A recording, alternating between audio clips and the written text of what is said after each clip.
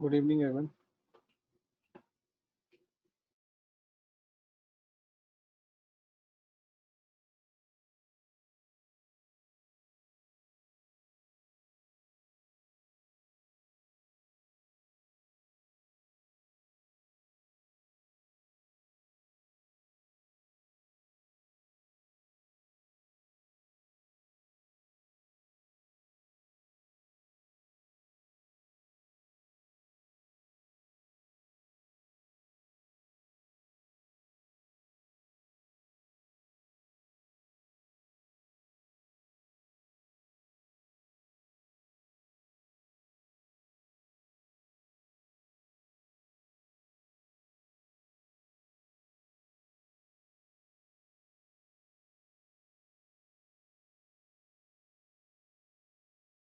Hello, am I audible?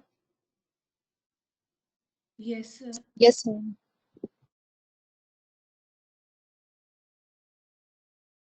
Any questions from what we discussed yesterday?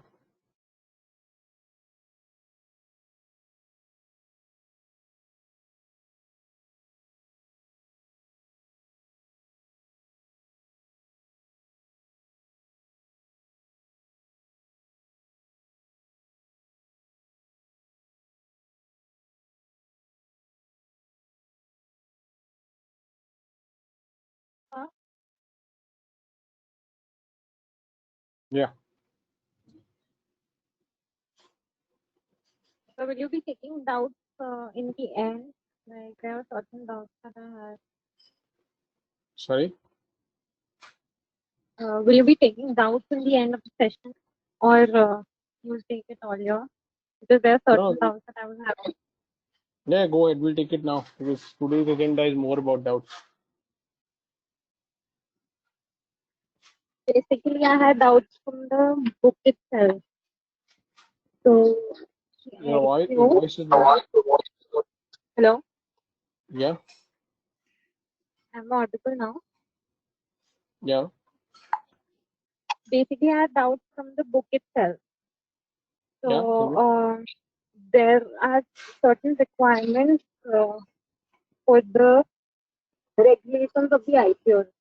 So those requirements that include rule number, I think 26.1 and 26.2, and then 19.2b. So these, I think, requirements are certain things which I couldn't understand, along with the composition of the shareholders. So when the company when the company needs to get listed, they ask some. Akansha, am I on speaker? Yeah. So you need to, I think, adjust because if you put me on speaker, there would be an echo. You might not realize it, but others would face a echo of my voice. So just try and avoid that speaker mode. Otherwise, it will get echo.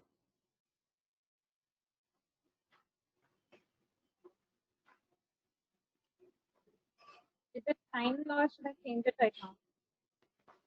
Uh, yeah, seems to be okay. Yeah. So when a company wants to go for listing, there are some requirements that needs to be followed, and these requirements are primarily the legal requirement of the law of the countries. So that's the reason why those sections are being mentioned there, and the second is about the composition of the shareholding pattern. So composition of shareholding pattern means depending upon the industry and depending upon the size and the net worth, SEBI, again, the law defines the shareholding pattern that for in this industry and this type of company, the this kind of a shareholding pattern should be there. So what does shareholding pattern means? This much of percentage can be invested by the NRIs, this percent of the stake can be invested by the government, this percentage can be invested by the local retail investors, and so on. So you need to comply with those shareholding pattern requirements. So Like, all these are legal requirements. okay, so one graph is in front of me, which says that there is a 35% which QID requires 15% retail and 50% HNI. So what would I be complying from this? The voice is not so clear. So 35% what? QIBs. Yeah. QIBs is qualified institutional buyers. So these are institutional investors, which are being registered with SEBI as a qualified institutional investor. So to keep it simple for you, these are big financial institutions. So what does this mean? When you're forming a company, and if there's a 35% limit for QIBs, which means the QIBs put together out of 100 shares cannot buy more than 35 shares.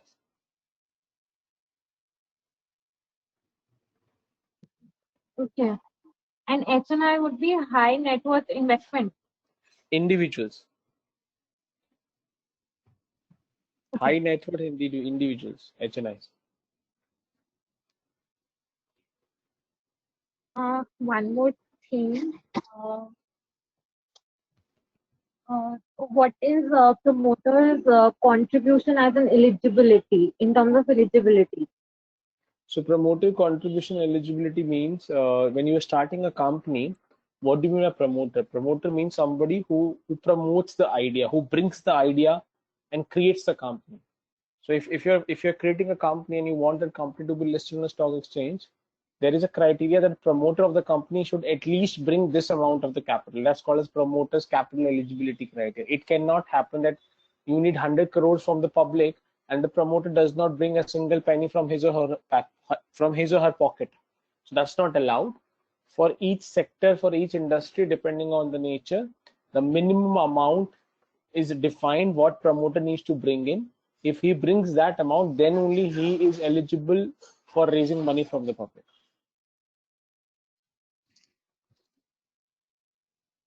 Okay. And there were 2 pointers also, like lock-in exemptions and lock-in transfers.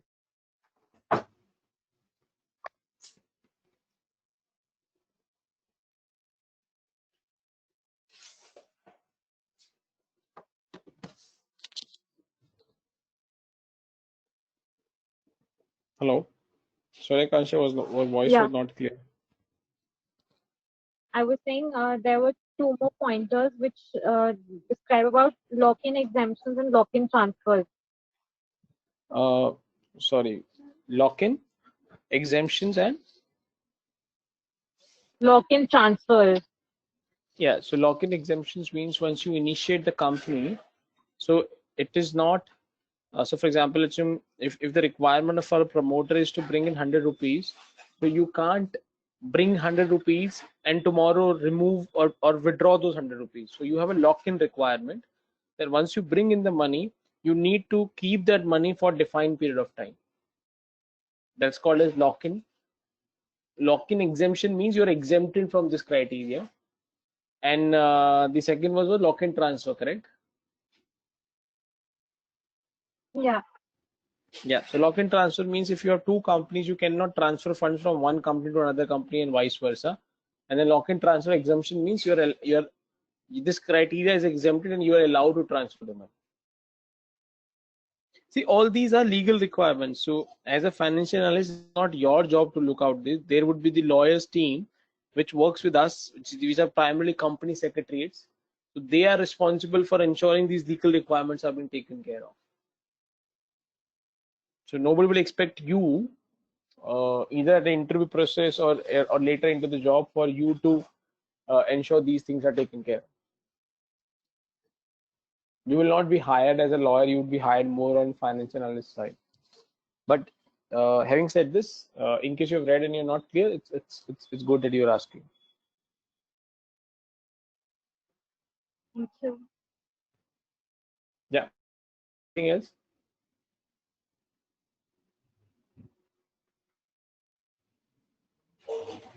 One more thing, sorry.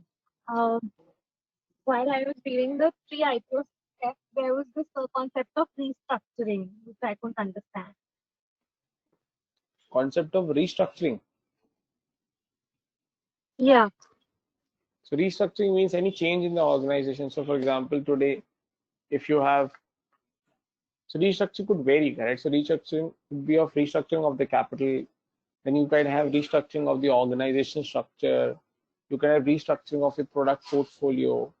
So let me give an example of these. So for example, today you have a capital 100 rupees, and in that 100 rupees, 60 rupees is equity and 40 rupees is debt. So debt and equity is 60-40.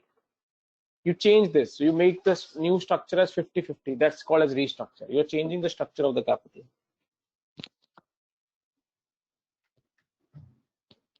Basically, then there are two types of restructuring, or there could be more.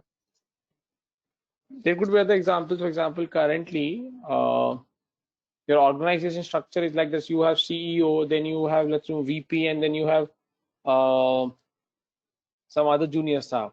That's when you change the structure and you say CEO, then CO, then CFO, then VP, then something like this. So this is again a restructure, but this restructure is more from an organization hierarchy or organization structure perspective. So restructure simply means changing the current structure, which could mean changing the current position, which could be into financial aspects, could be non-financial aspects.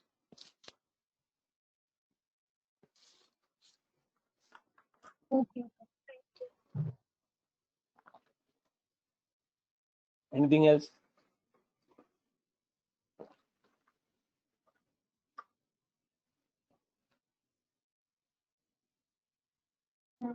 One, two, three more things that are the strong Akansha, MIS. your voice is not very clear. I can't hear you very clearly. Hello.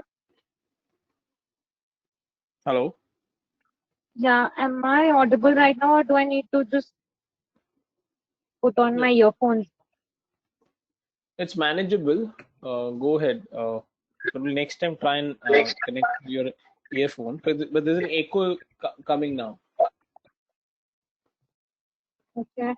I was confused about this concept of strong MIS and the finalization of ESOP. Strong MIS and finalization of ESOP. Yeah. So MIS means Management Information System. So any information that you share with the management, which in turn helps the management to take decisions, that's called as Management Information System. So in every organization, there are a lot of reporting, a lot of data, a lot of information that's being shared with the top management or the senior management to help them to take those proper decisions. So that's the first point, the importance of strong MIS. Any doubt in that? No. No. Second क्या था आपका? हाँ, ESOP. So second was ESOP. ESOP is employee stock option plan. So employee stock option plans means the stocks or shares issued by the company to its employees as a perk. Perk means as a reward, as a part of your salary, as a part of your total compensation. Okay. So company जब वो issue करती है ESOP अपने employees को, sorry company जब issue करती है shares अपने एम्प्लॉयज को, तो उसको ESOP बोलते हैं.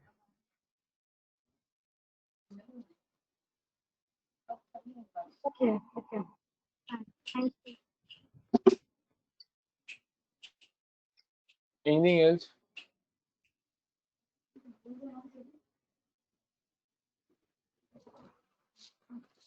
No. No. Thank you.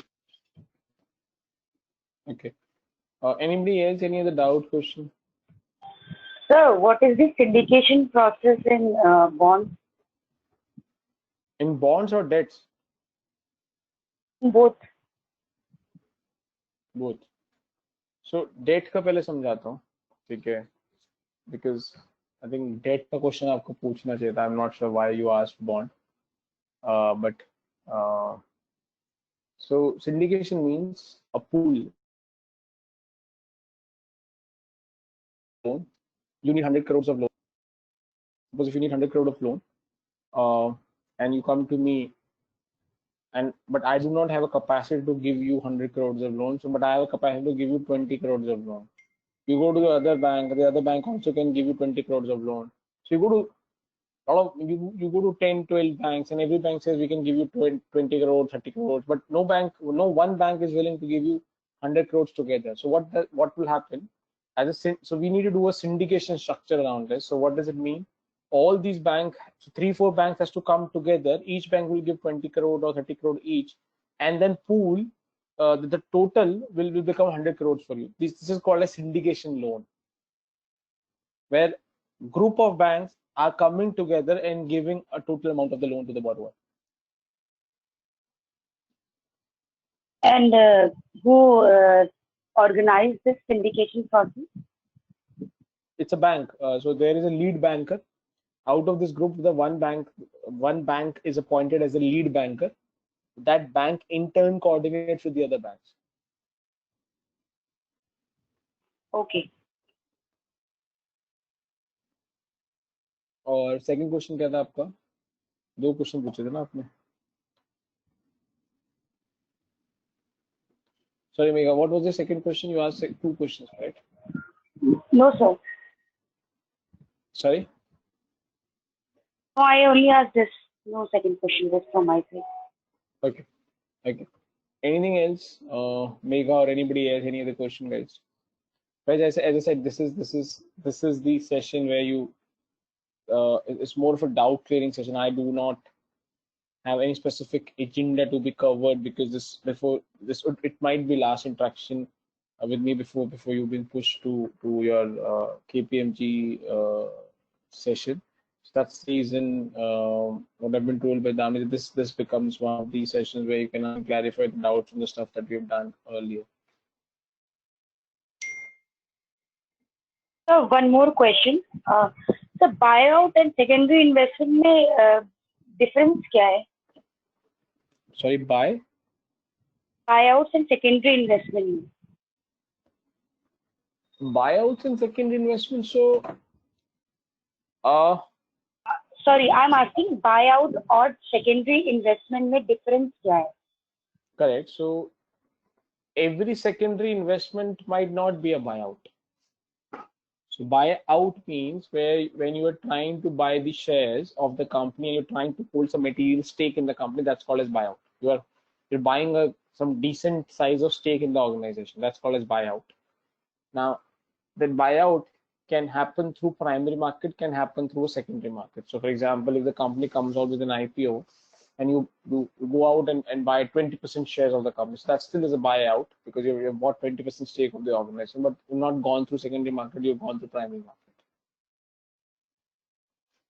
Case two, suppose if I'm buying few shares of Reliance, I'm still buying through secondary market. So it's my secondary market investment, but that will not be called as buyout because I'm buying probably from 10,000 shares of Reliance, probably I'm buying few hundred odd shares. So that's not a decent stake to be called as buyout. So buyout means when you're buying out the stake in the organization. Second investment means simply when you're buying out shares from stock market, from secondary market.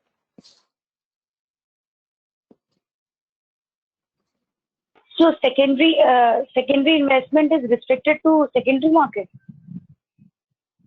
Secondary investment is restricted to secondary market. Primarily, yes. Okay. Primarily, yes. Or if not, so it could be. So, for example, if you're starting a new company.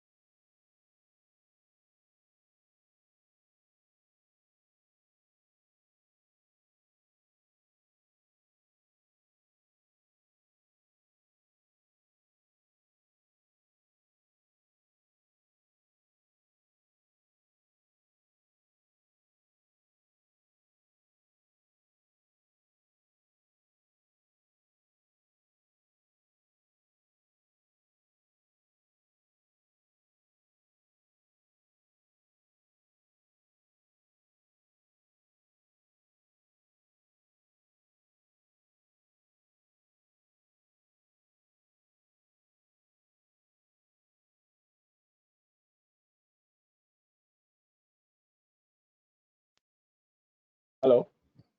Hello. Hello. Am I audible? Yes, sir. Yes, sir. Yes, sir. Yes, sir. Okay. I think there was some network issue. So, Secondary investment. So another example of the secondary investment is, so suppose it's a startup, there's a startup company, and let's assume investor A has purchased the shares of of that company, so that becomes a private equity. Now let's assume after some years the private equity investor B is buying out those shares from private equity investor A. This is also a secondary investment for private equity B, because they're not buying those shares directly from the promoter or from the original owner of the company. They're buying out the shares from somebody who has purchased from the original promoters. That's why it's called a secondary investment. When you're not buying directly from the owners of the company and you're buying from some other investor who has earlier purchased from the original investors, that is called a secondary investment. Okay. So basically the issuer is important.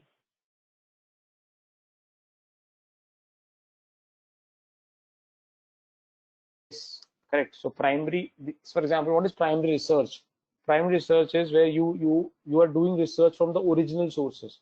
What is secondary research? If somebody has done a research and you use that research, that becomes a secondary research.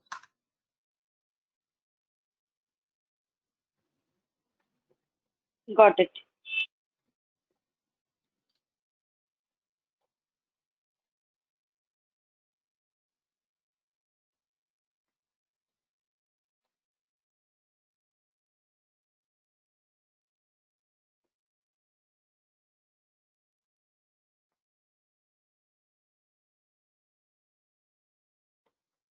Anything else, guys?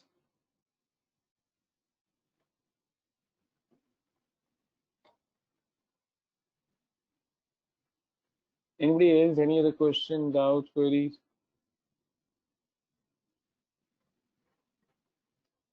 Surprisingly, I thought we will have a lot of questions to ask. Seems आप लोग के पास कुछ queries ही नहीं है. Hi, sir. Good evening. Yeah, Bhavesh. Sir, so I have understood the concepts which you have, which we have been going through, since the starting.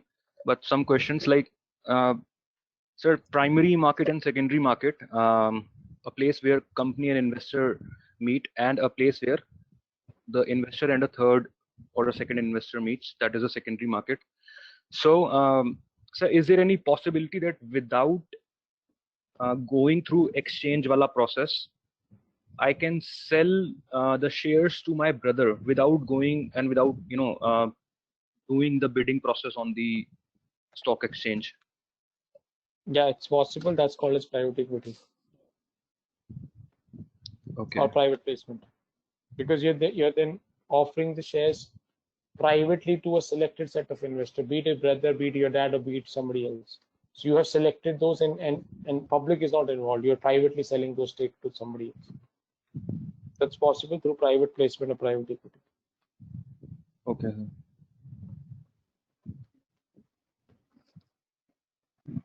Sir, so it will be done through a contract, or Yeah, there would be contract. There would be share purchase agreement that would be signed. SPA बोलते हैं उसको. okay. Sir, second question I have one. Sir, like in corpus, wherein people pull in money for mutual fund, and the fund manager invests that money into the market. Sir, if somebody decides to quit at any given point of time, so can they quit from that mutual fund? There are Or two is there any types of time fund. One is bound? an open-ended. So there are two types of fund wherein actually there are three categories, but I think for this target audience, let's keep two. So one is open-ended fund and the second is a closed-ended fund. So open-ended fund means it's open. You can exit and enter any point of time. There's no restriction. And closed-ended funds are, once you enter, it's closed for next 6 months or for 6 years, which means there's a time defined, and if you enter, you will not be allowed to exit before the lapse of that defined time period. Okay. So at the time of investing or at the time of making the decision of which scheme you should choose, you should carefully check whether it's an open-ended or closed-ended, and you should also try and see whether you would need money soon, or you would not need money for a longer duration. If you don't need money for a longer duration and you want to invest for a longer duration, then of course you should go for a closed-ended scheme. The returns for the closed-ended schemes are much better than the returns of open-ended schemes, of course, because उसमें पैसा ज्यादा समय के लिए investment रहेगा ना, invest रहेगा. Okay, और सर थर्ड वन आप कौन सा बता रहे थे? थर्ड इसका कॉम्बिनेशन होता है, हाइब्रिड्स होता है. तो उसमें क्या होता है कि उसमें it starts with close ended, फिर बीच में 10 दिन के लिए ओपन होगा, फिर दोबारा क्लोज हो जाएगा, फिर ओपन होगा, फिर क्लोज हो जाएगा. ऐसे बीच बीच में ट्रांचेस आती है, विंडोज आती है. उस विंडो में ओपन होता है, तो आपको एग्जिट होना तो उन्हीं विंडो में ओपन एग्जिट हो जाओ, नहीं तो फिर दोबारा क्लोज हो जाएगा. You have to wait for the next window. Okay, ठीक है तो वो सर. हाइब्रिड होता है, फर्स्ट ओपन एंडेड और क्लोज एंडेड का कॉम्बिनेशन करके बनाते हैं. Okay, thank you sir. Anything else?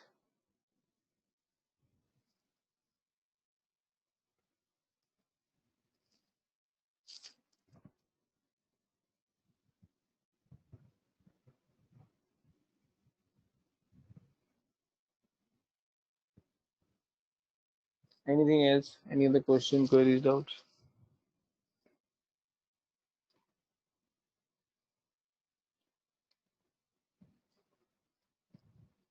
Sir, one more thing. I just wanted to ask, sir, the pink circle wherein we read about investment banks, there was a point which says M&A and investment banking, and you specifically said at that point in time that when an investor wants to buy, let's suppose he's giving us an options, like he wants to buy Reliance, wants to buy or merge with Infosys. So we do help in that activities as well.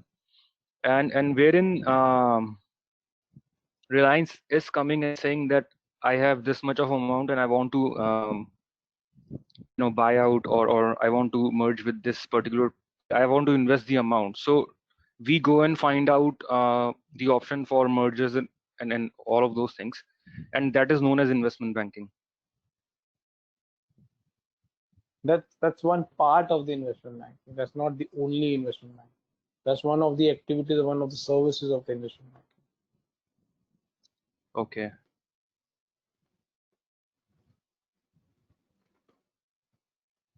ठीक है sir.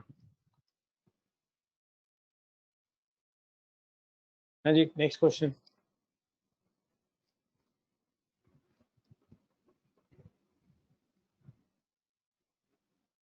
Guys, shoot, go on.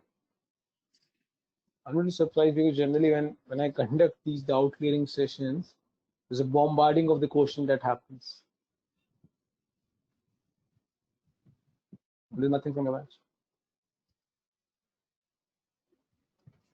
बस और कुछ नहीं, सब कुछ आता है. और no more questions, guys.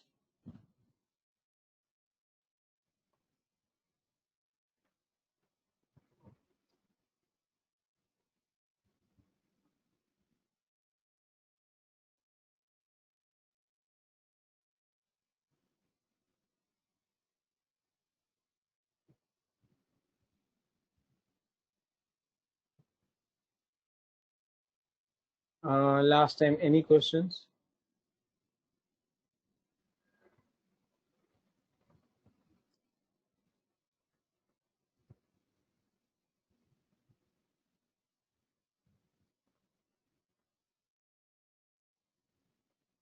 Okay. So in case no questions, we'll take you. We are good to we're good with the stuff that we've done so far. Now, one last additional stuff which I want to discuss before we close out is the preference shares.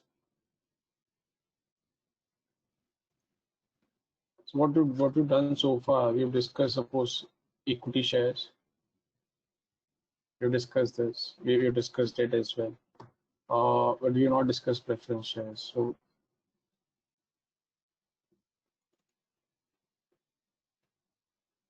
So what do you mean by preference shares?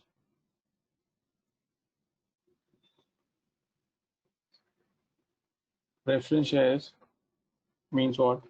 The holders of these shares get two preferences. What are those two preferences? First, at the payment of dividend, that is, preference shareholders are paid first and then equity shareholders are paid.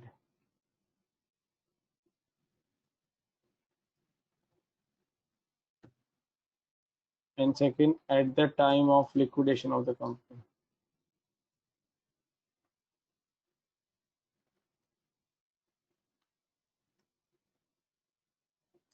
Which means at the time of winding up, again, first preference shareholders are paid and then equity shareholders are paid. हाँ जी, देखिए कोई doubt इसमें?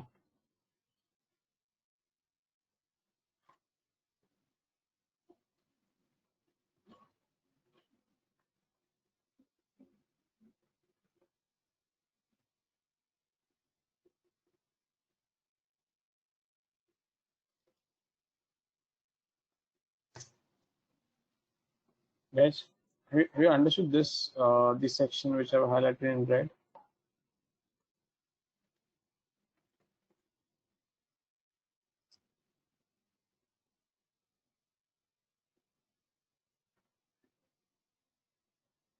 Sir, is it that the preference shareholders are given first priority over the equity shareholders? Yes.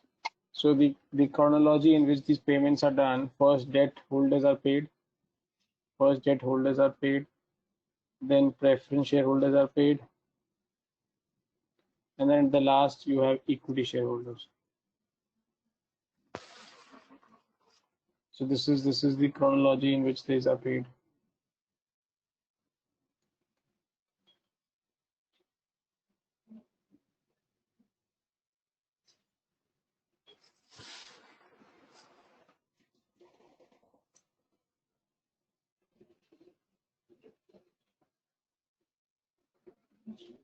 Yeah. Any other doubt? Then you have another third difference.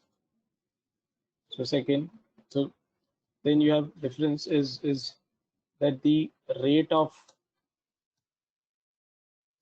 dividend in preference shares is fixed, but in equity shares this rate is not fixed.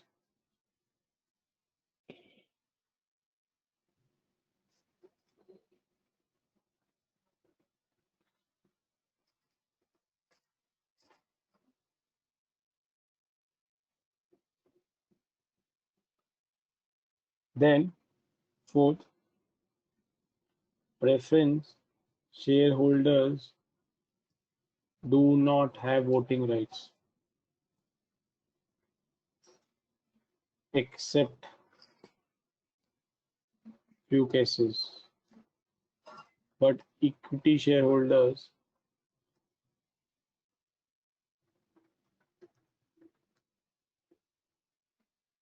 have voting rights.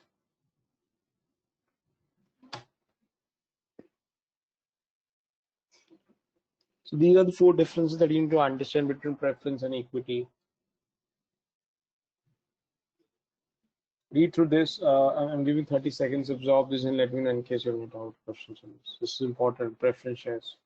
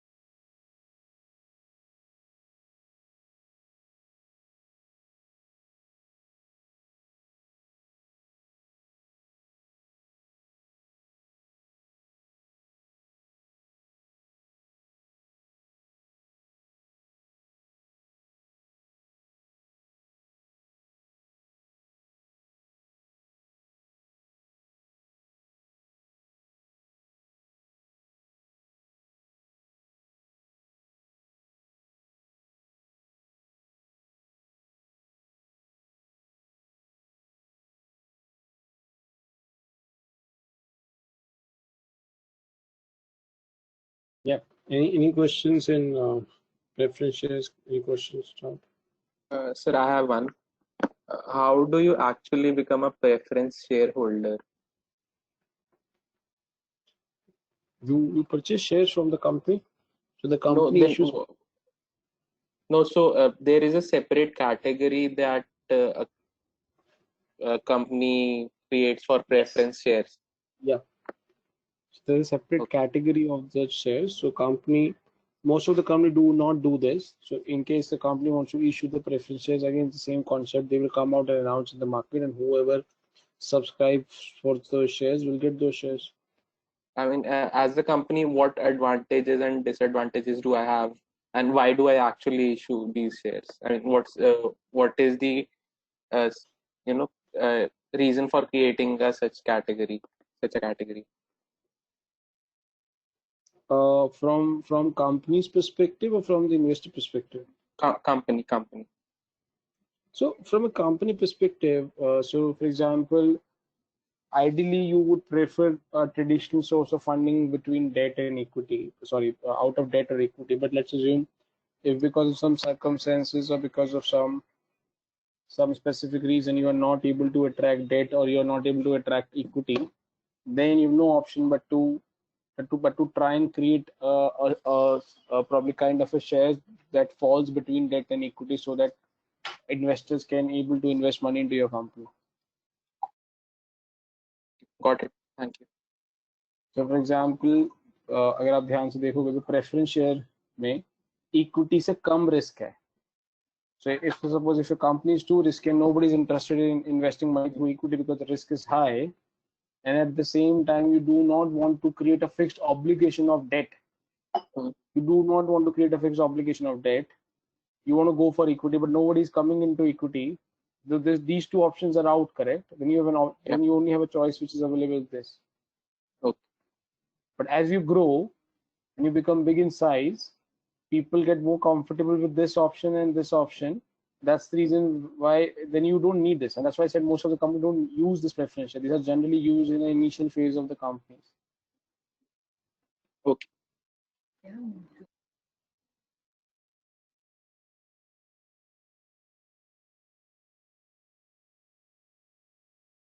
Hello. Yeah, Anjani. Sir, could you tell me the difference between preference share and debenture of a company? Preference shares and debentures. I think preference shares we have discussed. Debentures is this debt. Debt को debentures बोलते हैं. Debt को debentures बोलते हैं. तो इसमें भी same interest rate same रहेगा और इसमें जो प्रेफरेंस शेयर्स में है कि पहले ऑन डिल्यूशन हम लोगों को वो पहले पैसे दे देंगे उसके बाद फिर डिल्यूट होगी या फिर शेयर होल्डर्स करेंगे. The first difference is कि डिबेंचर होल्डर्स को पहले पेमेंट मिलता है. So first डिबेंचर होल्डर्स को मिलता है, फिर प्रेफरेंस होल्डर्स को मिलता है, फिर इक्विटी को मिलता है. इंटरेस्ट रेट दोनों का सेम रह सकता है? नहीं, प्रेफरेंस शेयर में डिविडेंड होता है, इंटरेस्ट नहीं होता है। डिबेंचर होल्डर, डिबेंचर्स में इंटरेस्ट होता है। थर्ड, इंटरेस्ट रेट भी फिक्स होता है, पेमेंट करने की ऑब्लिगेशन भी फिक्स्ड होती है। प्रेफरेंस में सिर्फ रेट ऑफ डिविडेंड फिक्स्ड है, डिविडेंड देना या नहीं देना वो फिक्स नहीं है। बट कंपनी ने दिया तो इस रेट पे देगी, बट देना जरूरी है ऐसा नहीं है। डिबेंचर में देना जरूरी है और किस इंटरेस्ट रेट पे देना है वो भी जरूरी, वो भी डिफाइंड है पहले से। ओके, क्लियर है? ठीक है sir. Okay sir, yes sir. And the last debenture holders को कोई भी वोटिंग राइट नहीं होते। प्रेफरेंस शेयर को कुछ तो वोटिंग राइट्स होते हैं।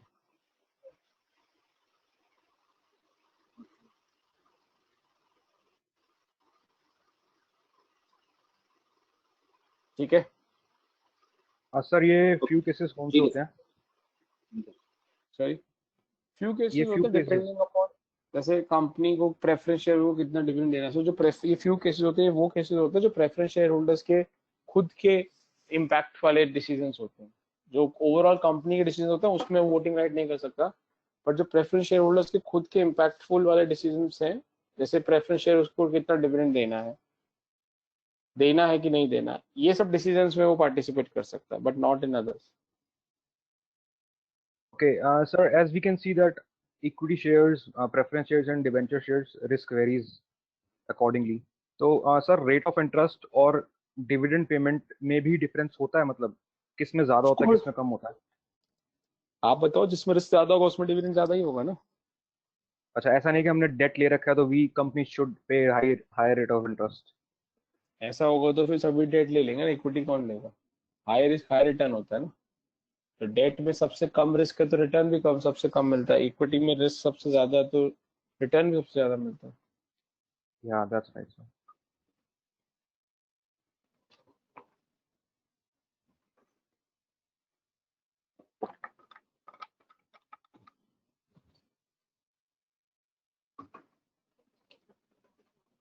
हाँ जी,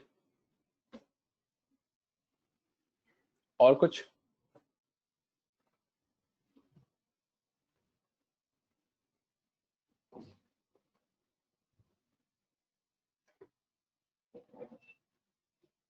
ठीक है, Sir, just 1 second. So, an individual can invest in debt, right? I mean, or it's yes. just the corporate.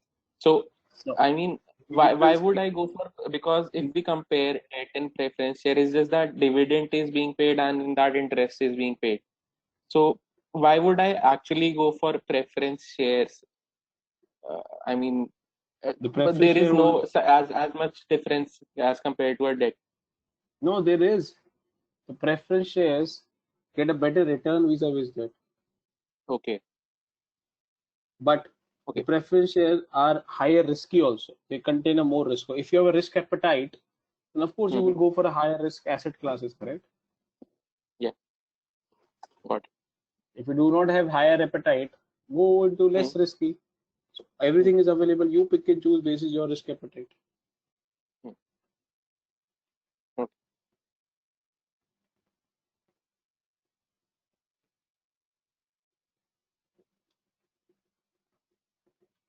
Okay. So now moving Hello. to types of, yeah.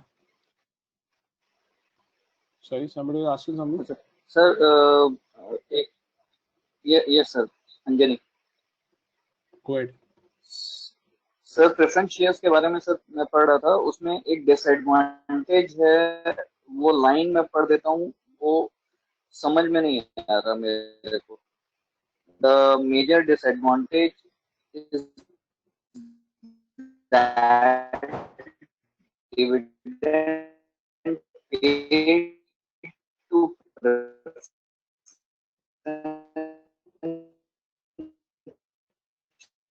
shareholders are not tax deductible. Consequently, the true cost to a company of preference shares is far greater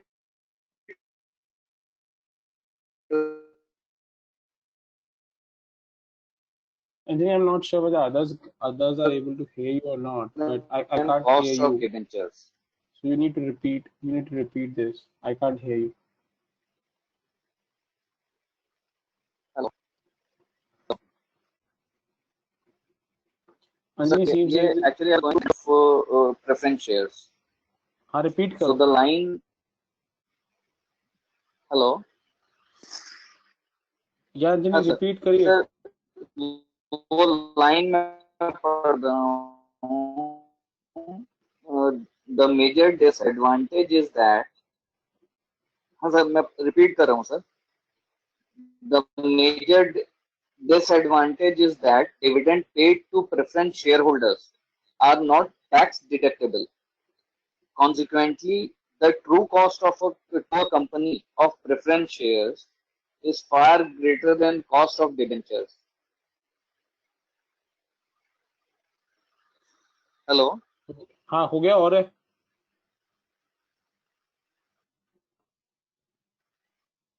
Done.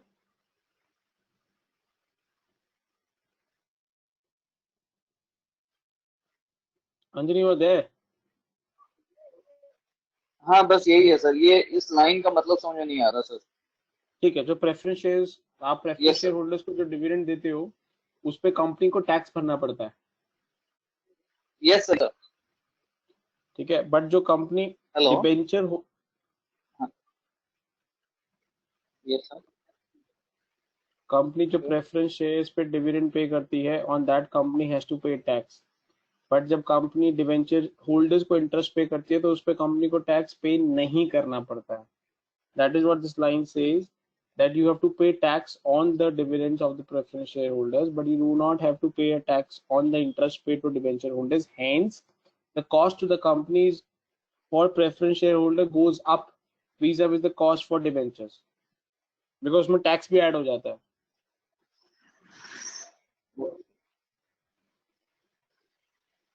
Okay. Okay, sir. Sir, is this the case with equity shareholders as well? Yeah. So dividends, be it preference, be it equity, are not tax deductible. Only interests are tax deductible.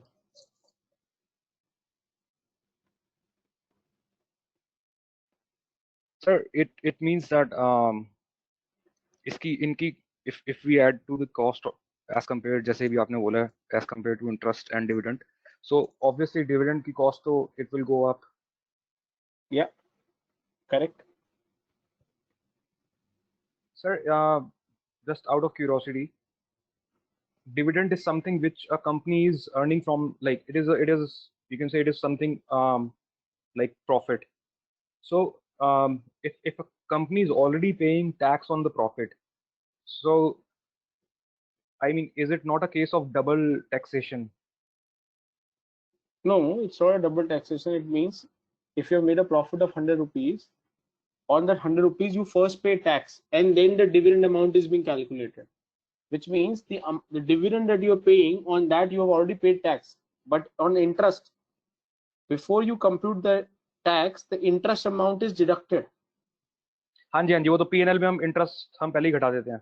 हाँ, तो उस पर tax नहीं लगता ना. But dividend में tax, dividend is being deducted after the tax computation. Hence dividend amount पर tax लग चुका है ना पहले से. अच्छा, मतलब वो that applies for the one time only. उसके बाद जब हम दोबारा जब when we distribute the dividend तब हम दोबारा पे नहीं करते. नहीं. Okay.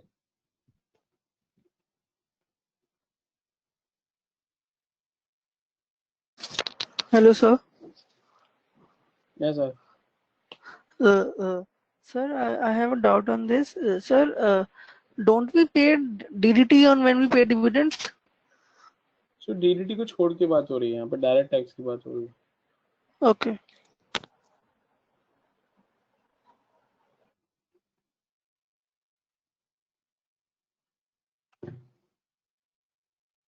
और कोई question?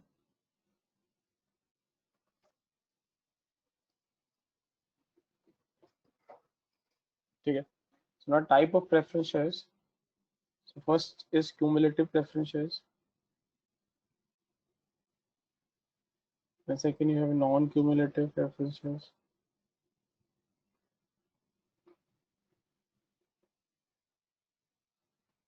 Then third is redeemable preference share. Then you have non-redeemable preference shares.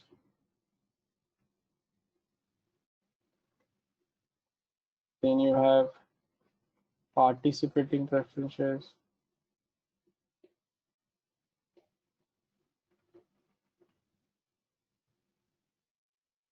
Then you have non-participating preference shares. Okay, 6 types के preference shares होते हैं.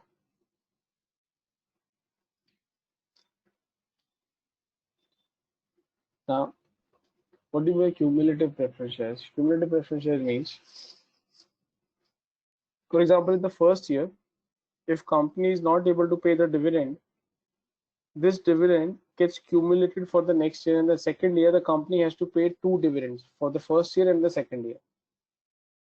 If the company is not able to pay the dividend in the second year, then these 2 dividends get cumulated into the third year, which means in the third year, the company has to pay 3 dividends. And this continues, which means if the company do not pay the dividend, it will keep on getting cumulated till the time company pays off the dividend. Those type of preference shares are called as cumulative preference shares. Any doubt?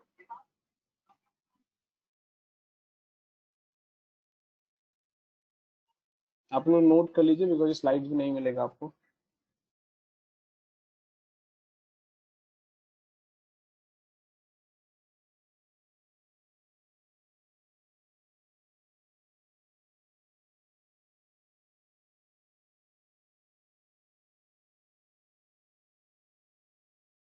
Can you please explain again?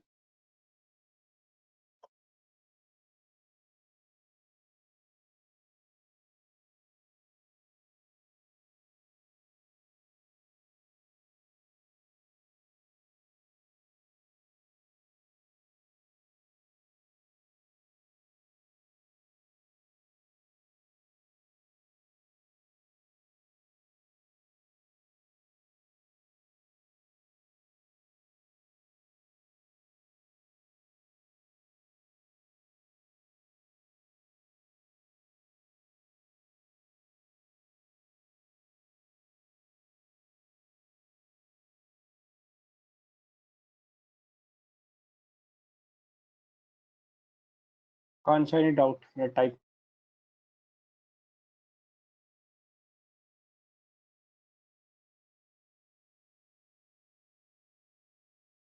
No, sir, thanks.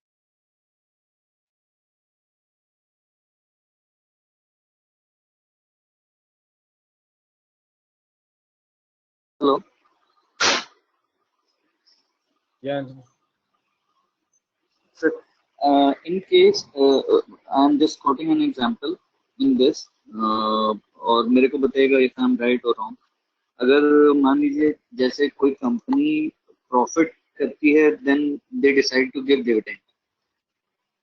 अगर वो loss में है तो फिर उसमें तो dividend कुछ वैसा बनेगा नहीं. तो what will be the cumulative amount then? No, I don't understand cumulative. So, for example, if the company has a loss in the second year, the dividend of the second Yes. year and the first year will get cumulated for the third year. Third year में profit होगा तो तब पे करेंगे. Okay. अगर So third the year में भी loss total होगा तो amount. फोर्थ ईयर में. या Okay. ठीक ठीक है. तो फर्स्ट ईयर में 10 रुपीज हुआ तो आपने 10 रुपीज पे नहीं किया तो सेकंड ईयर में आप 20 पे करोगे. 10 रुपीज सेकंड ईयर का, 10 रुपीज फर्स्ट ईयर का, और ये चलता रहेगा जब तक आप पे नहीं करोगे. ठीक ठीक है.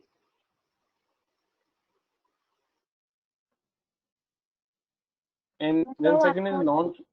won't there be any interest added to that amount, whichever it gets cumulated with? No.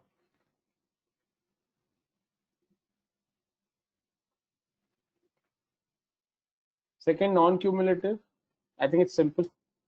ये first वाले का reverse है. So non-cumulative means if the company has not paid a dividend in the first year, this dividend is gone. This will not get carried forward to the next year.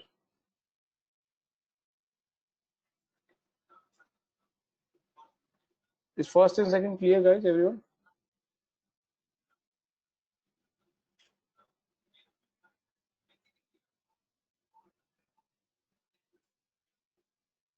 Yes, sir. Third, redeemable preference shares. Redeemable preference shares means if you have purchased the preference shares and it says redeemable after 5 years, it means you can go back to the company and redeem these shares, which means you can sell those shares back to the company and get your money. Redeemable preference share means उसका एक fixed maturity होता है, and non redeemable means उसकी कोई fixed maturity नहीं होगा, वो unlimited life के लिए रहेगा. Third और fourth में कोई doubt? अगर किसी ने non Yeah, Aisha. Sir, please explain this again. So redeemable preference shares. So the shares do not have fixed maturity. That's what you discussed earlier. But the redeemable Yeah. preference share means, so suppose if you're buying a preference share and it says it can redeem at the end of the third year, which means at the end of the third year, you can go back to the company and sell the share and get your money back. Okay. Non-redeemable preference shares means you cannot go back to the company and sell the shares. आपको किसी और को बेचना पड़ेगा, company को नहीं बेच सकते. Okay. Okay. क्या Bhavesh? Sir, is there any possibility कि non-cumulative और non-redeemable दोनों mix हो जाए? Yes. I mean, ये कोई तो ये सर जो फिर छह वो ये मैंने जो 6 बनाए हैं, ये 6 किसी भी परमुटेशन कॉम्बिनेशन में यूज हो सकते हैं, एक सर साथ फिर भी आ वो सकते इक्विटी ओके सर फिर वो इक्विटी शेयर नहीं बन गया. I mean, हैं.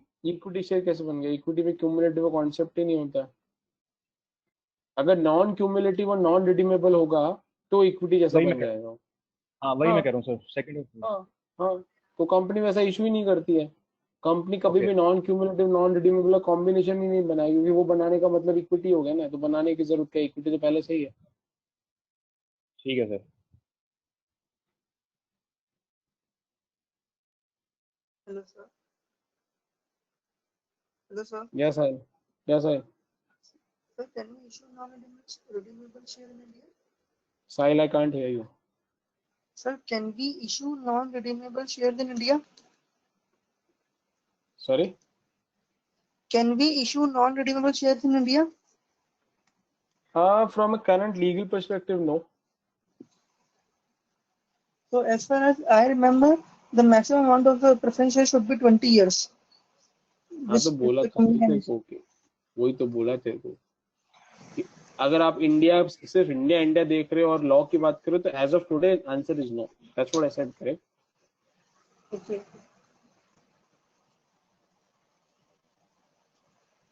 So in US or other countries, we can issue non-redeemable preference shares. So they are treated as a perpetuity or what?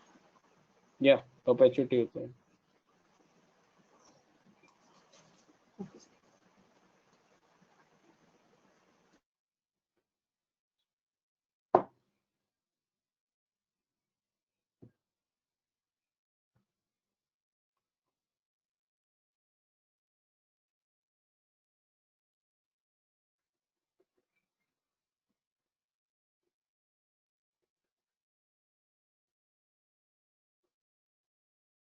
ठीक है. Then we're done with the first 4. Fifth, participating preference shares. ये थोड़ा सा complicated है, ध्यान से सुनिए. Participating preference shares means if the company has paid preference shareholders, company has paid preference shareholders 10 rupees dividend, और 10 रुपये dividend पे करने के बाद company के पास 100 rupees बचे. Then company has paid equity shareholders को dividend, so let's assume 40 rupees. उसके बावजूद भी कंपनी के पास 6 रुपीज बचे. यहाँ तक कोई doubt?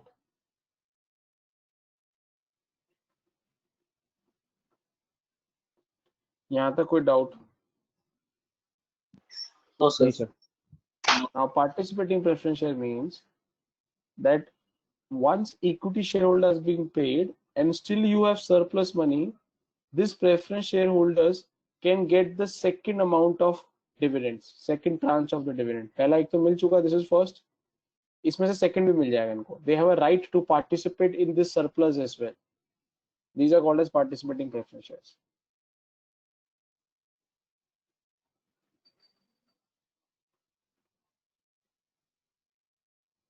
And non-participating means once you are paid off dividend, then you will not be able to receive any further dividend even if there is a surplus after payment to equity shareholders.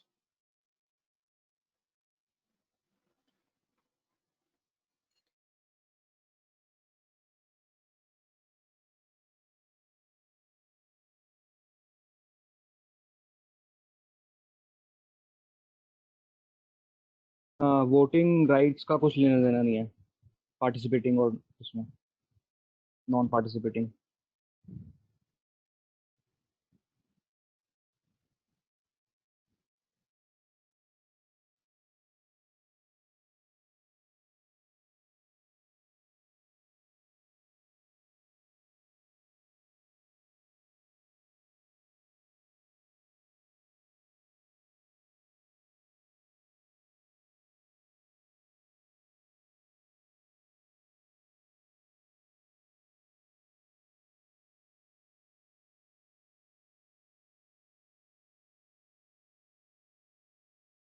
Is this clear? Participating, non-participating?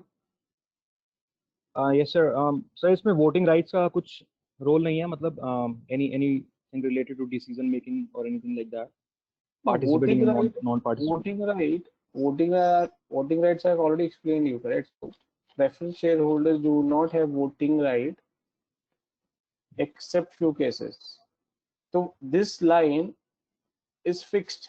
This is not dependent on type of the equity shares. आप कोई भी type कर लो, ये voting rights का condition यही रहने वाला है. Okay. I was under an impression that by this word participating means. Okay, sir. No. Participating preference shares is basically preferred stock. That do you want me to answer, Nishan? Hello. Yeah, go ahead. So participating preference shares. What my understanding is that participating preference shares is preferred stock that provides a specific dividend before equity shareholders. Correct. So which is what we discussed, correct? Yeah. This is what we discussed, that participating preference shareholders get an additional dividend. They have a right to participate this additional stream of surplus cash. In spite of the fact they have received the first tranche of dividend, they will participate in the second tranche as well.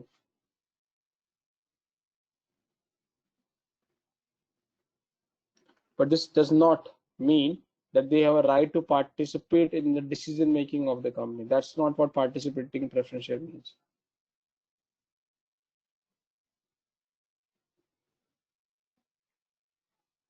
And so this completes your 6 different types of preference shares. So कुछ पूछना हो तो पूछो. So I'm giving you a couple of minutes. एक बार ये preference shares go through कर लो. What is preference shares, and then different types of preference shares. कुछ पूछना हो तो पूछिए. Otherwise you're done.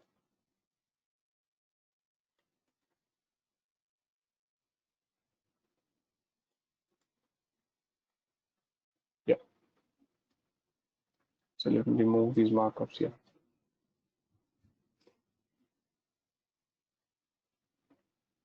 Please ask in case any doubt.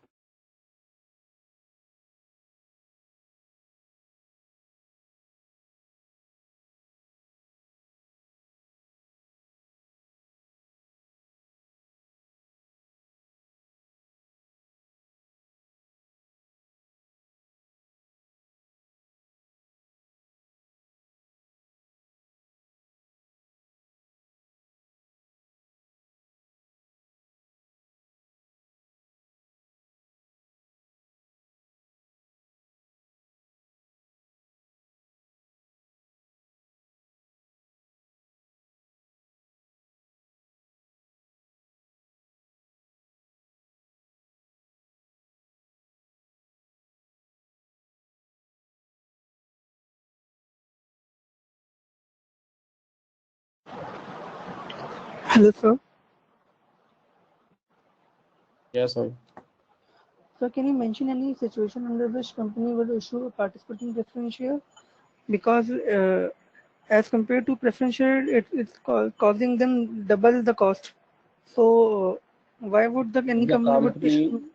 if the company is in extreme need of funds and they're not able to attract investors, then you have no choice but to give more motivation or more attractive features to the investors. But they can do so by increasing the rate of debt, by issuing the debentures at higher rate. No, doesn't make sense, correct? So by raising the debt, you're increasing the fixed obligation. Okay.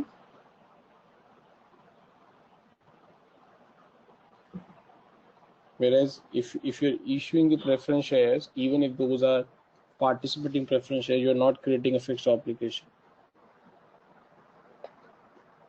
Okay.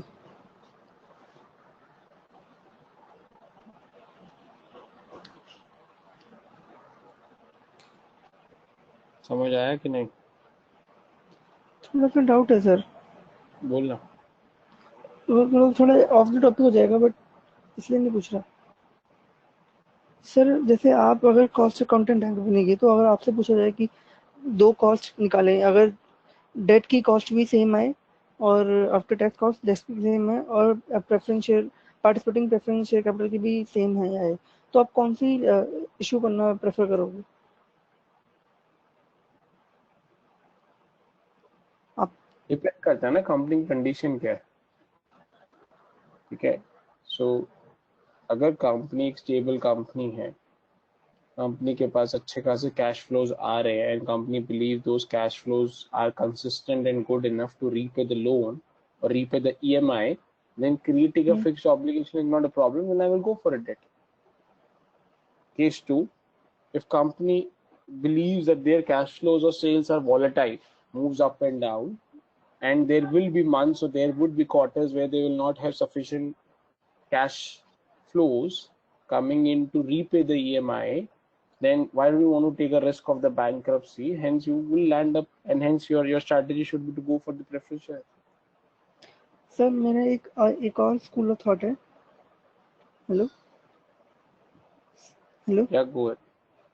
Sir, अगर company का capital structure optimal capital structure पहुंच चुका है, then in case कि वो अब और date raise नहीं कर सकता, तो ऐसा हो सकता है ना कि फिर वो पार्टिसिपेटिंग प्रेफरेंस शेयर उसका चॉइस ही नहीं है कि इंडस्ट्री स्टैंडर्ड से उसका कैपिटल स्ट्रक्चर आगे जा चुका है. अगर उसने और डेट रेज किया तो एग्जिस्टिंग डेट का रेट ऑफ इंटरेस्ट इंक्रीज करना पड़ेगा. तो इसलिए भी हो सकता है कि वो PPC participating preference share issue करे. This also might be the case. तो ये जो मैंने बोला उससे डिफरेंट कैसे? सेम चीज तो है. नहीं, आपने ऑब्लिगेशन पर बोला, मैंने कैपिटल स्ट्रक्चर बोला कि अगर. अरे एक ही बात है ना. ऑब्लिगेशन मींस मेरे को और ऑब्लिगेशन क्रिएट नहीं करनी है, या तो मुझे नहीं करनी है, सामने वाला क्रिएट करने के लिए रेडी नहीं है. इस स्कूल ऑफ थॉट डिफरेंस कैसे हुआ? मेरा ये था कि एक इंडस्ट्री का जो डेट टू इक्विटी रेशियो वो 2:1 है ऑप्टिमम, जैसे जिससे हम कंपेयर करते हैं.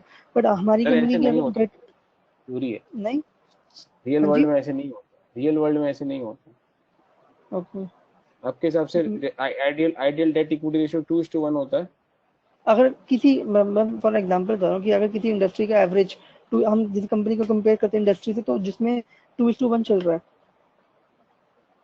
तो मैं वही पूछ रहा हूँ Sahil, what is the ideal debt equity ratio? Industry specific होता है सर ये तो. अच्छा, आपने अकाउंट्स की बुक में जो पढ़ा था वो इंडस्ट्री स्पेसिफिक पढ़ा था? नहीं, मैंने वो तो नॉर्मल फॉर्मूला था, बट जो outsider debt by shareholder equity, ये तो फॉर्मूला हो गया. मैं फॉर्मूला थोड़ा पूछ रहा हूँ, मैं पूछ रहा हूँ what is the ideal ratio, what is the ideal debt equity ratio for the company. हाँ सर, ये मैंने जो भी पढ़ा था वो कि हर इंडस्ट्री के हिसाब से अलग अलग होता है. जिसमें वोलेटाइल इंडस्ट्री होती है उसमें आइडियल कम रखते हैं ताकि इंटरेस्ट ऑब्लिगेशन ना बढ़े, और जिसमें कैश फ्लो जैसे एफएमसीजी है जिसमें कंसिस्टेंट होते हैं तो उसमें हम डेट इक्विटी रेशियो ज्यादा होती है. ऐसा पढ़ा था. यही तो बोला मैंने, जो मैंने आपको बताया कि अगर मेरी सेल्स स्टेबल है और मैं कंपनी एक डिसेंट साइज कंपनी बन चुका हूँ और मेरे पास इतना कैश फ्लोज आ रहा है रेगुलरली, और मुझे लगता है मैं अपनी EMI पे कर पाऊंगा तो मैं डेट के लिए जाऊंगा। और मेरी सेल्स अगर वॉलेटाइल है, ऊपर नीचे हो रही है, या मेरी सेल्स उतनी नहीं आ रही है या कम आ रही है, और मुझे लगता है कुछ क्वार्टर्स में और कुछ मंथ में मैं EMI पे नहीं कर पाऊंगा, तो मैं प्रेफरेंस के लिए जाऊंगा। कहाँ डिफरेंस है? ठीक है, ठीक है। सेम कॉन्सेप्ट तो है।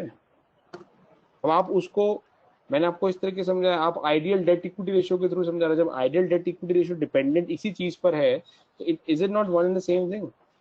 यस। फिर आप बोल रहे हो मेरा एक अलग स्कूल ऑफ थॉट है।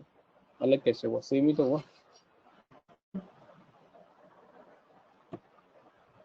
हाँ जी, और क्या क्वेश्चन है? Any doubt in preference shares?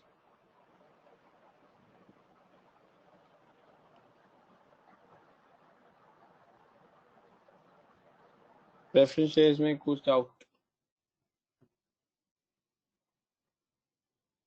Sir आपने ना यहाँ पे लिखा था shareholders of preference shares get 2 preferences. अब सर यहाँ पे 4 है, तो इज इट ईदर ऑफ 2 और? नहीं नहीं नहीं, अरे 2 प्रेफरेंसेस मतलब ये फर्स्ट 2 प्रेफरेंसेस है बस। ये तो डिफरेंसेस है थर्ड और फोर्थ, हटा ओके दे यस। बस। 2 प्रेफरेंसेस का हाँ जी। मतलब है ये जो फर्स्ट 2 पॉइंट्स है।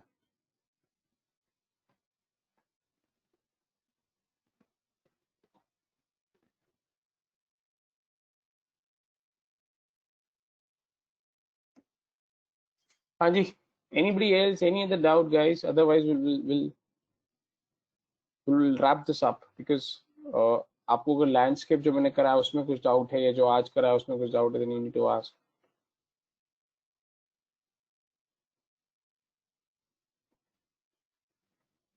Any questions?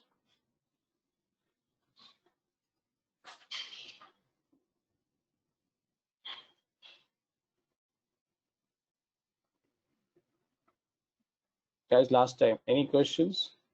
Sir, this is, sir, we have covered I FAP so far, which is I FAP wala module pura. Yeah, go ahead. Okay. Sorry, so level 1 is covered now. नहीं नहीं, level 1 का first topic is cover, level 1 तो बहुत बाकी है अभी। Okay level 1 sir, अभी ratio वगैरह सारा आएगा ना? हाँ आएगा। ठीक है सर। बट आपका मैं लूंगा कि नहीं लूंगा वो मुझे नहीं पता है अभी। So what have been told कि आपके वो सेशन शायद I think some other trainer will take, I am not sure. That's why I am trying to wrap up जो लैंडस्केप मैंने कराया है। In case you have any doubt, we'll take those doubts today. And what I understand from Dami, that the next sections you will from next session you will have your KPMG session. I think some of those topics like ratios and other things will be covered by them. That's why just watch out for the formal communication from Damini. And I think we should request Damini to let you continue with our batch, because we have developed a rapport with you. So exactly, now sir, हमारा changing the training at this point will cause some difficulties. exactly. Yes, sir. I think we need to वैसे जैसे अभी भी यही होता है कि second third class के बाद हम आपका कंफर्टेबल फील हो रहे थे, तो अब अभी और फिर दोबारा ट्रेनर चेंज हो जाएगा, तो सेकंड थर्ड फ्री क्लास फिर हम उनके साथ बात करेंगे, कंफर्टेबल होंगे। तो ये ऐसा नहीं करना चाहिए था उनको आइडली। ऐसा नहीं करना चाहिए तो आपको अरे ठीक है, सो आई हैव नो से ऑन दैट। सो आप दामनी से बात कर सकते हैं। I thought you guys wanted this to happen. I'm a little confused कि क्या है। मुझे बोला गया कुछ some of you have told कि आपको KPMG का सेशन चाहिए। Now आप मुझे कुछ और वर्जन बता रहे हैं, so I'm really confused which is the right version. But having said this, I hope you understand I'm not in a position, or I don't decide for which batch I will take which session. So in case you have a feedback around this that I should continue those topics, then I would suggest and request to have those conversations with Damini because she would be the best person to address those. Absolutely. Fair? Definitely we'll have a chat with her. So Yes, sir. after Damini से बात कर लें. I think what she told me, she spoke to you in the last class, if I'm not wrong. She Then she just spoke to informed you. us. She didn't ask us. अबे हाँ तो तब बोलना चाहिए था ना. Sir, sir, we thought that KPMG getting into the picture is a part of this journey, and that is why you are leaving. Yeah, it's part of the journey. So it's not that this is the last interaction. So they will take, I think, some 3, 4, 5. I'm not sure the count of the topic, but they will take that, and after that you will come back. You will come back. That's the way it is. So yes, you're right. So it is a part of the journey. It's not that from here on till the end they will take. No, that's not going to happen. They will take 3, 4, or some 5, 6. I'm not sure of the exact count, but they will take some few topics and then you will come back. Come back to me. Now, if you say कि नहीं वो 3, 4 topics भी continue मैं ही करूँ, so that's what something you can check with them. But my understanding is yes, it's a part of this. They will take few topics and then you will come back.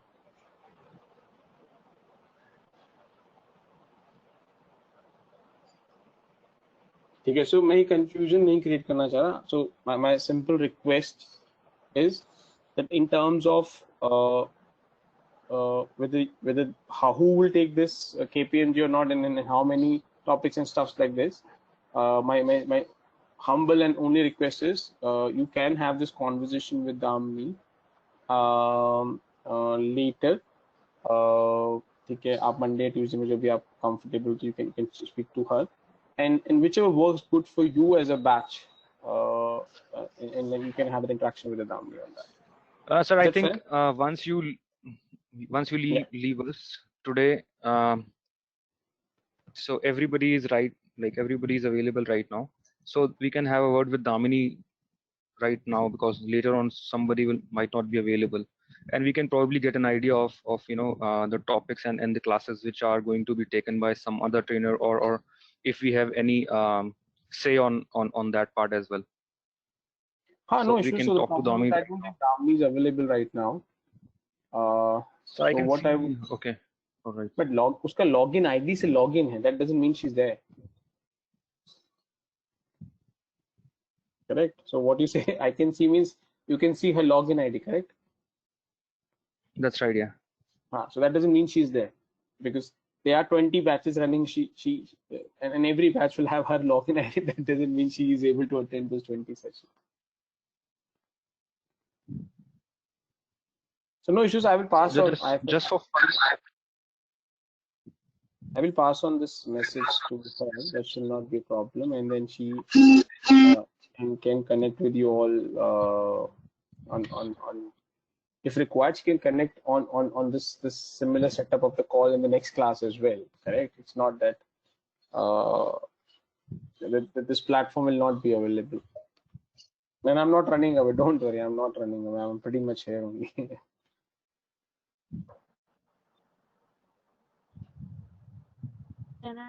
okay. Thank you, sir.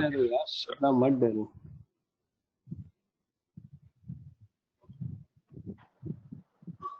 Okay, so just to conclude on this in terms of this trainer and stuff like this, so Damini is the right person. Honestly, I would not be able to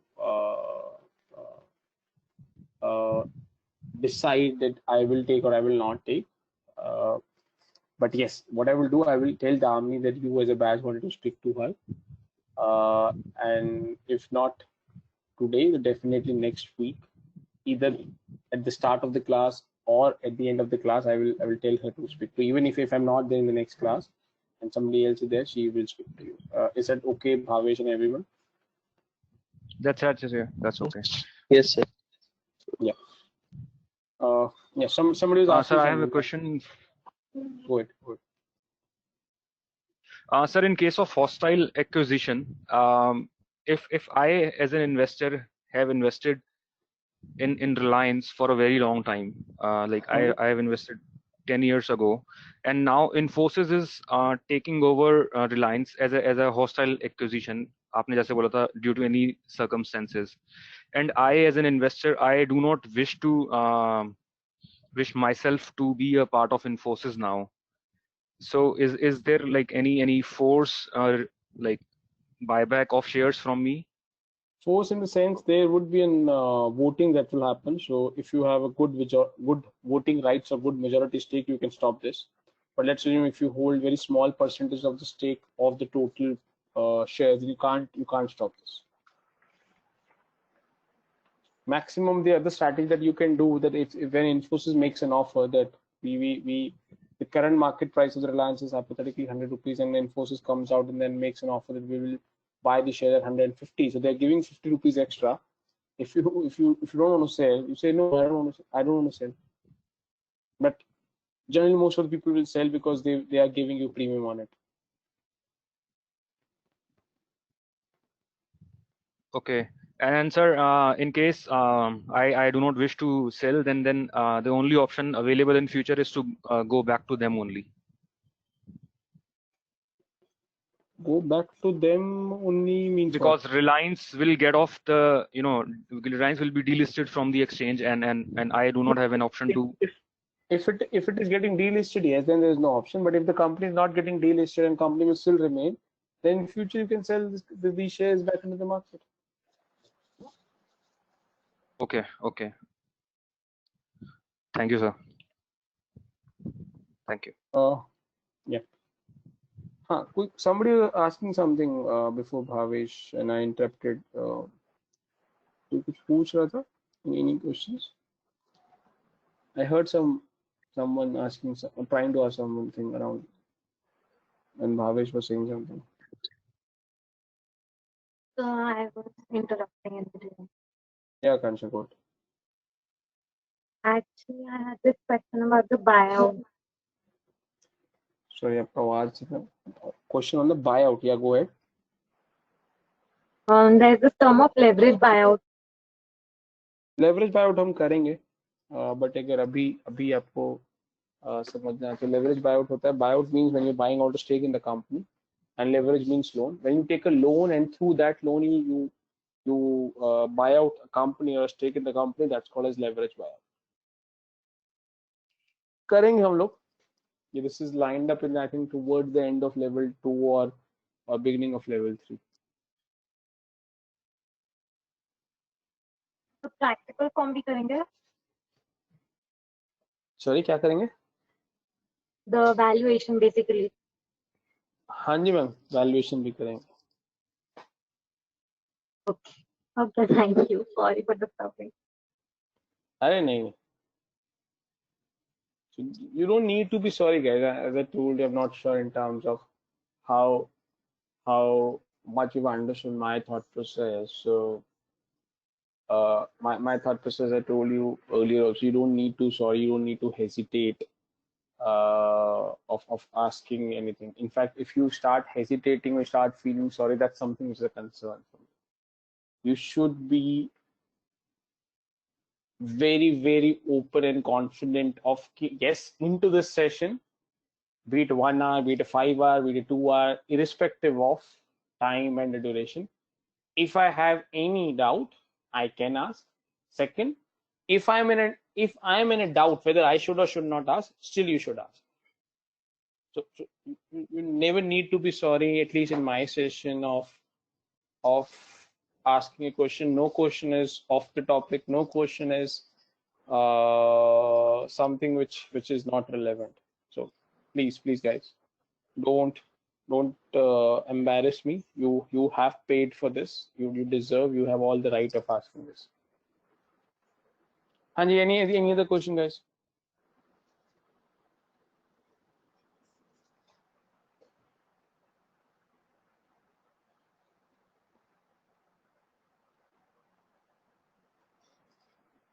Are bas. Hello. Yes, ma'am. Go ahead. So we have discussed trade finance earlier, but I'm still confused in that. So can you explain that again? So, what is trade finance? So let's break this into two: trade and finance. Trade means your business, your import and export. Could be a domestic trade as well. Let's take import and export. So suppose you are an importer, okay? You have got an order from US. You have to manufacture certain products. Let's say you have manufactured laptops, and it's a big order. Now, your supplier, not the supplier, your buyer in US is not making advance payment to you, but you need to manufacture laptops. So manufacture के लिए पैसा कहाँ से आएगा? You go to a bank and ask, can you give me some advance? I have got a big order, and this is the documents of the order. Can you give me some advance? If the bank gives you an advance to manufacture the laptop and then finally you ship or you export those, that's a trade finance. The bank has given you loans to finance your trade or your business. If bank would have not given you advance loan, you would not have been able to manufacture the laptops, and hence in turn you would not have been able to export those products.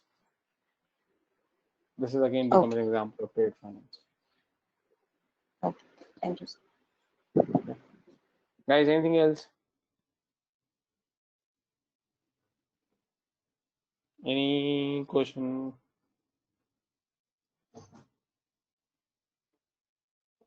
No? So is there any fundraising strategies? Fundraising strategy question nahi samjha main honestly. When you say fundraising strategy means what? So what to discuss equity, IPO, Yes. FPO, debt, No, debentures, preference, a just like fundraising private strategy. equity, just like private equity firms raising their funds from HNIs or Correct. endowments So policies. public equity, which is IPO and FPO, that's also equity. That's also a fundraising strategy, no? I'm talking about basically for the private equity fund, just like VC firms or seed funding. तो उनके पास So, okay. Private equity firm के पास सिर्फ private ही raise कर सकता है ना, public से तो रेज कर ही नहीं पाएगा वो. So in this course, we learn the strategies how the private equity fund or VC firms will put their pitches on HNIs or something else. या प्राइवेट इक्विटी का आएगा आगे डिटेल में आएगा. Okay.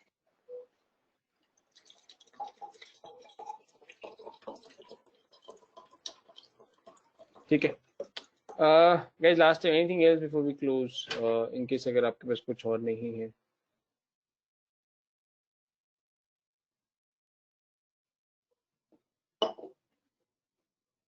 Guys, last time, any questions? Honestly, it seems कि अभी आप लोगों ने have not gone through the module that we've done so far, because honestly, generally ऐसा होता नहीं है that questions nahi aaye, because I'm a little concerned now. So basis the quantum of the questions or the queries that's coming in, it seems it could have two possibilities. One, most of you have not gone through the stuff so far, that's why you're not in a position to ask. That could be one possibility. Second possibility is most of you have gone through the stuff, but you're clear and your concepts are clear, you've understood everything, and hence no query. So I'm hoping it is second one, but I know it's a first one. So ठीक है, I can't force too much, but it's please. Sir, before you leave. Yeah, Bhavesh. Sir, I have a question, but not related to the concepts. Sir, as you said that earlier, you look for analytical piece rather than the English wala part and then the MS Office and MS Excel wala part.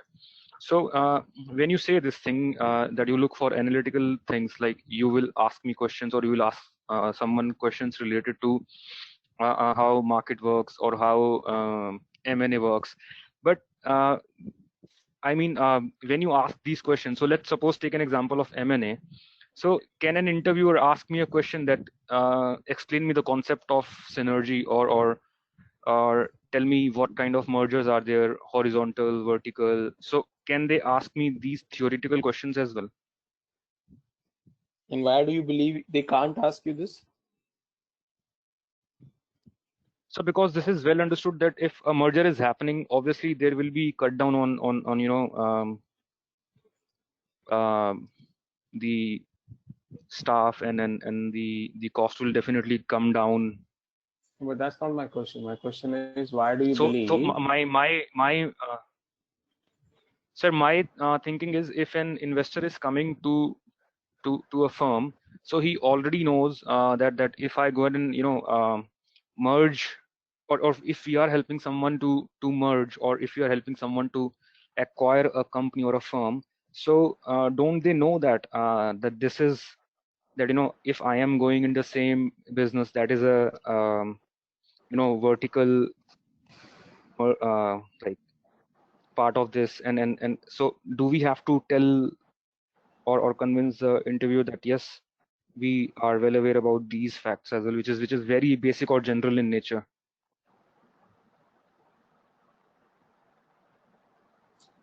Still doesn't answer my question. My question was, you asked why. Will the interviewer ask this or not? My question was, why do you believe interviewer will not ask this question? So I'm still not clear whether you have answered my questions. You're saying these are two basics for interviewer to ask. Is that what you're saying? Exactly, sir. Like interviewer, he might not ask me what is the definition of capital. No, He might ask me that's what is no, not necessary. Don't assume anything. He can ask. He has all rights of asking you anything, and yes, he can and he will ask anything, whatever he believes wants to test your knowledge. Could be basic, could be medium, could be advanced. Who cares? And how does it matter to you? I'm just trying to understand what's the thought process going in your head when you're asking this. Are you telling me that if it is too basic and if he's not going to ask, you will not prepare? No, it should not, correct?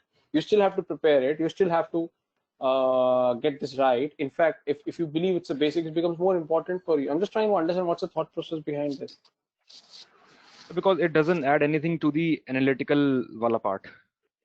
But मैंने ये कहा कि analytical side को ही test करा जाता है, correct? For me to get convinced, and as I told you, they're not one single round of an interview, correct? Most of the big MNCs will have series of the interviews, correct? So it's possible that in first initial round, you might be tested on some basic concepts and you get pushed out of the process, or you might be pushed into the next round, and then as you go into the next round, the complications and be it on the analytical side, be it on the concepts, will move up. I agree. If you're sitting in the fifth round or sixth round, of course, at that round you might not be exposed too much to these basic concepts. You would be hampered, or you would be challenged more on the complicated stuff. But that doesn't mean in the first round you might not be tested around these pieces. So honestly, कोई assumption मत बनाओ भावेश, ठीक है? In fact, I've been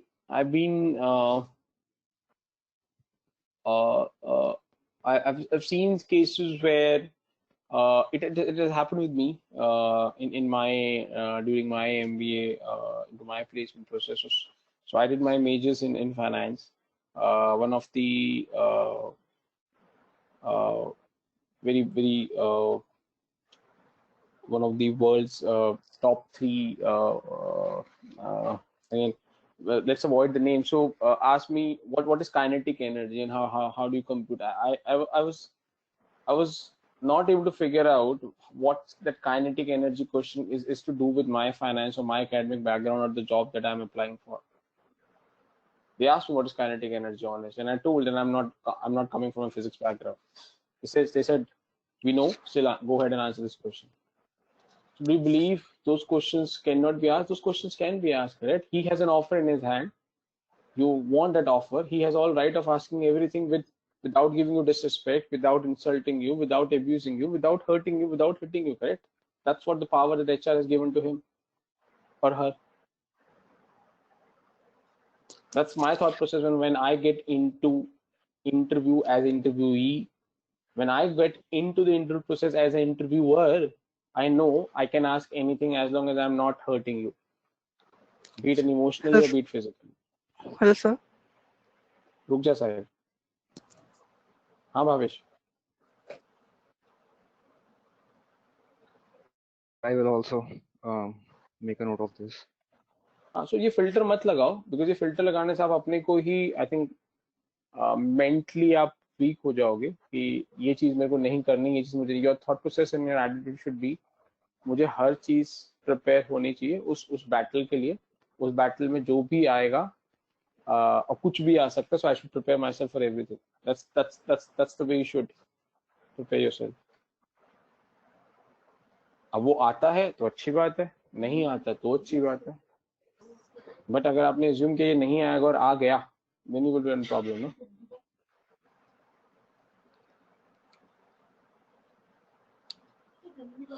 ठीक है Bhavesh. Okay, sir. हाँ जी. हाँ साहिल बोल. ठीक है साहिल Sir, बोल. what was your answer then? किस चीज What का? did you answer to that question? Kinetic energy. मैंने सिंपल एग्जांपल से गारंटी कैसे समझाया था. आई डोंट मुझे कोई Because I also faced same situation. I was asked static energy.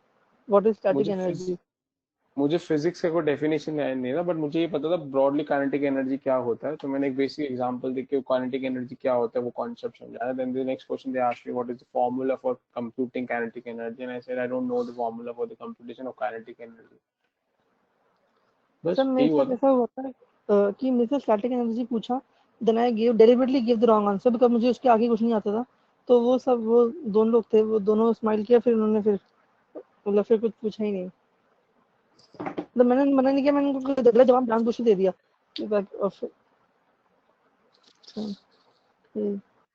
ये भी ठीक है थोड़ा सर. आपने बहुत ऐसा गट्स ही जानबूझ के गलत आंसर देने का. मेरे पास इतने गट्स नहीं थे, तो मैंने तो जो बात है डेफिनेशन ज्यादा कुछ आता ही नहीं था, तो मुझे फिर लगा कि नेक्स्ट तो पूछेंगे. और डेफिनेशन गलत बता दूंगा तो आगे पूछेंगे ही. ठीक है. So I think the underlying principle is कि कुछ भी पूछ सकते हो, whether it's basic, whether it's non-basic, whether it's pertaining to your background, whether it's not pertaining to your background. So don't be under any. Having said this, that does not mean आप अपना finance छोड़ के physics पढ़ना शुरू कर दे, kinetic energy के बारे में पढ़ना शुरू कर. That's not what it means. It means आपको क्या लगता है वो क्वेश्चन का इंटेंट ये नहीं था कि आपको आता है कि नहीं आता. द क्वेश्चन का intent would have been very, very different. We'll talk about this when in case you come back to me for those interview sessions. So for the batches where I will take those interview preparation sessions, we'll talk about this. How do you handle these questions? What's the intent behind this and stuff like this. So I don't think it's the right time to talk about all those things. But just to Bhavesh ने question पूछा, please आप जो भी पढ़ रहे हैं, don't try and put filter कि ये नहीं आएगा. कुछ भी आप पढ़ रहे हैं,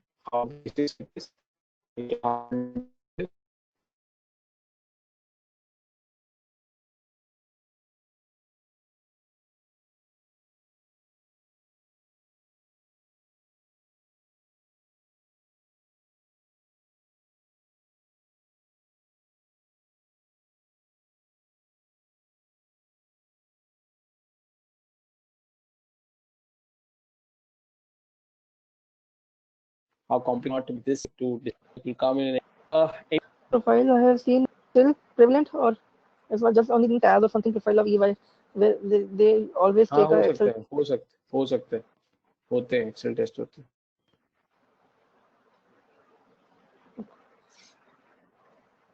Anything else?